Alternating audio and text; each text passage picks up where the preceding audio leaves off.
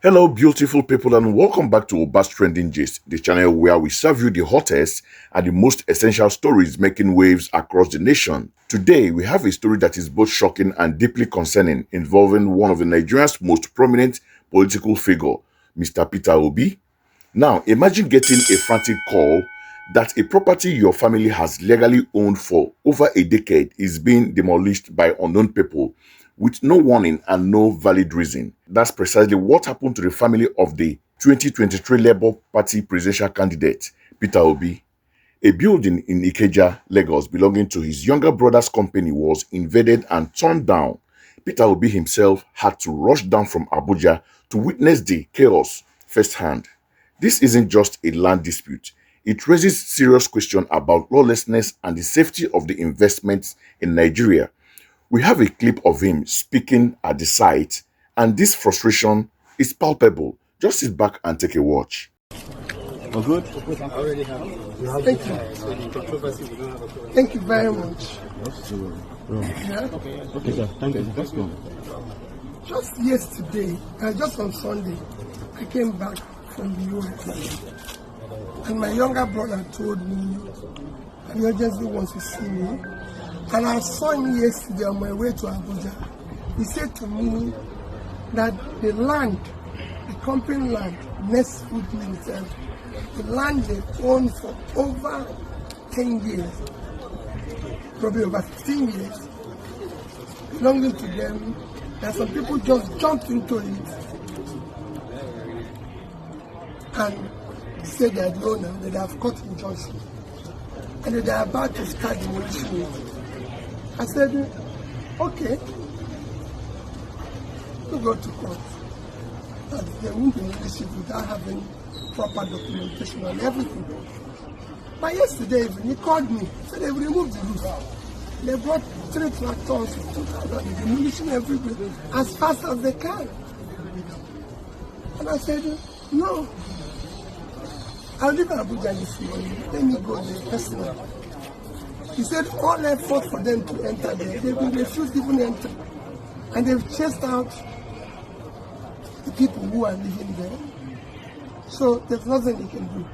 That's how I came from Abuja. We first flight this morning from Abuja, drove to this place, asked the people, who authorized you to demolish? They said they have cut injunction. That the owner gave them. I said, who is the owner? They said they don't know the owner. They just gave them. I said, who is the owner? They said they don't know the owner. Can I see the cut injunction and see who the owner is, the person who is now claiming is sued? They gave me the cut injunction. The cut injunction explicitly said unknown person. How can you sue an unknown person?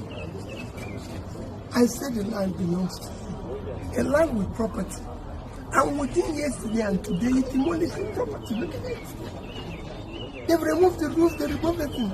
Okay, give me your proper documentation, demolition orders, because even if you want to demolish a house, you go to the state, they give you order to demolish, give you appropriate documentation, bring safety people and them, so that we know you're doing what is.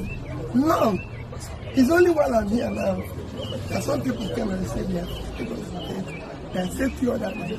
What kind of country is this? How do you descend to this level of rascality? How can you show a known person? Enter somebody's land and everything. I've been here for 4 hours. I've not seen one person who comes and says, I'm the owner. 3 people or 2 or 3 people have appeared. Are you the owner? No, I'm not. But I'm acting on behalf. I said, so who is the owner? No name. They've not called the name. I said, but you know my name. I'm Peter Obi. I want to know the next person, so I can even approach him and say, please, this land belongs to a company that my brother is a majority shareholder. The country can't go on like this. We're looking for foreign investors. We're looking for investors. But look at how local investors are being treated. Is that how a country can thrive? This level of lawlessness, this level of rascality. Thank you, sir. Thank you. Thank you, sir. You can see the equipment that are here. You can see things that are here. Nobody could remove anything. Is that how a country works? They just came suddenly, started demolition. You know, if my brother didn't have a brother like me, They will. He wanted to enter here. They say no, you can't enter. We have court injunction. What about court injunction that allows somebody to enter into another person's property? They sue him for removing his things and everything and demolishing everywhere. What about court injunction is that? We are finished with the country. Wow, you heard it directly from him. The level of impunity is just staggering.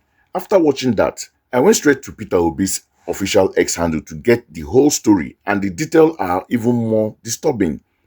He explained that when he arrived, the security on site claimed they had a court judgment, but when he asked to see it, the judgment was issued against an unknown person and squatters. Could you let that sink in? How do you sue an unknown person for a property that is legally registered to a company? There was no name on the document and of course, no demolition order from the state government. He waited at the site for 4 hours, asking the excavator operators who sent them, but they claimed they didn't know. No one came forward to claim responsibility. This is where it gets profound. Peter Obi linked this to a bigger national problem. He said, and I quote, "Any society where lawlessness overrides the rule of law is not destined to be a heaven for investors." He even shared an encounter with an investor who refuses to invest in Nigeria, calling it a lawless country. When a local investor, the brother of a former governor and presidential candidate, can have his property destroyed like this without due process, what hope does the average Nigerian have? Mr. Obi also added a very personal and telling comments in his statement. He said, "I know what I have been going through as a person in abuse of my human rights just because I contested a presidential election, which I have legitimate right to do. Now, we are not here to make assumptions, but that statement suggests a belief this could be more than just a random act of land grabbing. It points to a potential weaponization of state-level impunity against political opponents. When the rule of law is pushed aside, anyone can become a victim." This incident in Ikeja is a scary reminder that if it can happen to Obi family, it can happen to anyone. It's a direct threat to the property rights that are the foundation of any stable economy. This is a developing story and we will definitely keep you updated. However, I would like to hear from you. What do you think is going on here? Is this a simple case of land grabbing talk, or is there something more sinister at play? Drop your thoughts in the comments below. And as always, if you found this gist informative, please hit that like button, share this video so more people can be aware, and of course, subscribe to Obas Trending Gist and ring that notification bell so you never miss an update. Stay safe and stay informed. I'll see you in the next video.